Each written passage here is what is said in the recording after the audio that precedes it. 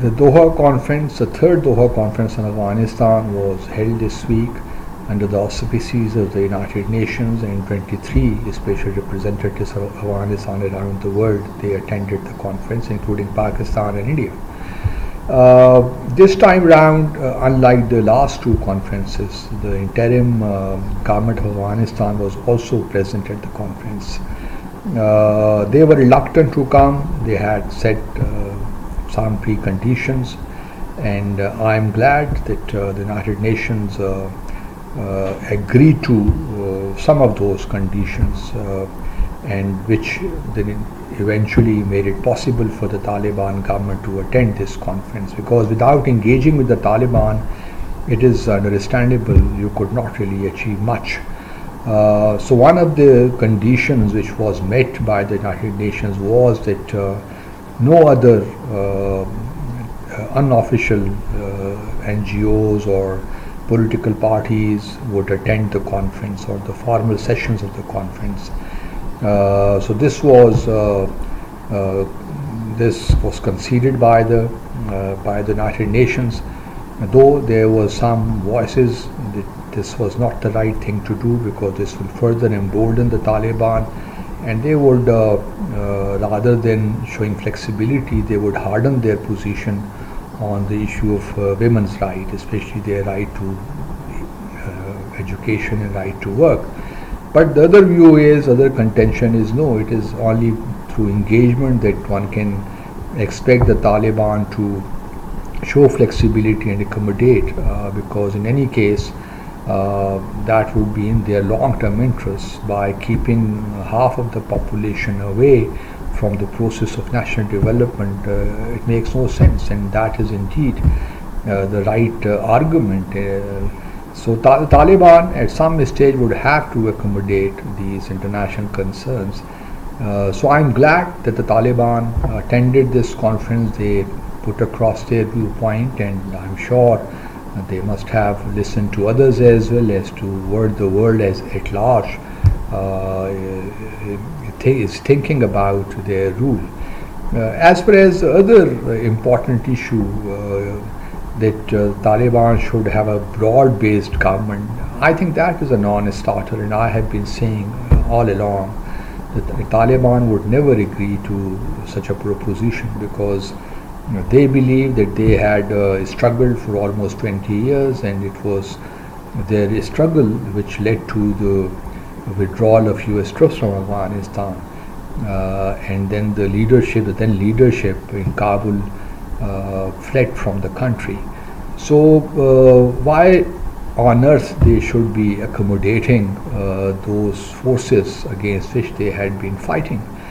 So the Taliban, and then it's an ideological party, and they would never like to have people in their government who do not agree with the basic tenets of their ideology. So that is understandable. So it is, in order to achieve some results, it was important to find a middle ground, and I am glad that the United Nations took the right decision, and the third conference, I am sure, would resume a process which would lead to some concrete positive results for Afghanistan women, and that to me is very, very important, and the Taliban should also understand this. On the other hand, Pakistan representative in his statement also raised issues related to terrorism and hideouts in Afghanistan. Those are legitimate things, and I hope that more weight or more focus would be on bilateral engagement with the Taliban government in Kabul, rather than Pakistan grousing, expressing its grievances in the public, in international forum.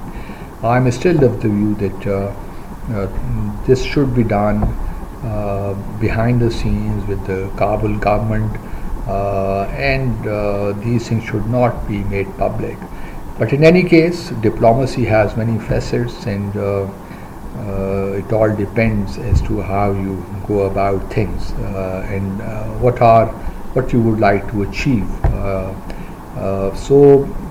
This is a good beginning, and let's hope that this Doha process continues, where all special representatives come together, and one hopes that this process leads to something meaningful. Obviously, the Taliban government is expecting to get international recognition.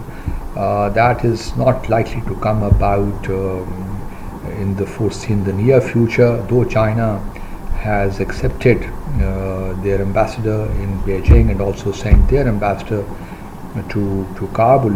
Pakistan, countries like Pakistan and so many other countries also have acting ambassadors or charge d'affaires, but we do not have full-fledged diplomatic relations, in the sense that we do not have our ambassador there. So I think it is time for the international community because the Taliban government this time around looks serious, in the sense that they do want to focus on economic development, building infrastructure. They're also showing enormous interest in regional connectivity projects. So these augur well for not only for Afghanistan but for the region as a whole. So I would encourage the international community to maintain this engagement with the Taliban government, and if possible to recognize them, so that but I can understand this is being left in order to build pressure on the Taliban government to show some flexibility on the women's issue. It's okay. This is how things are done, but I think we need to sustain this whole process in order and not leave it halfway. So let's hope that we will be able to achieve better results in the months ahead. Thank you very much.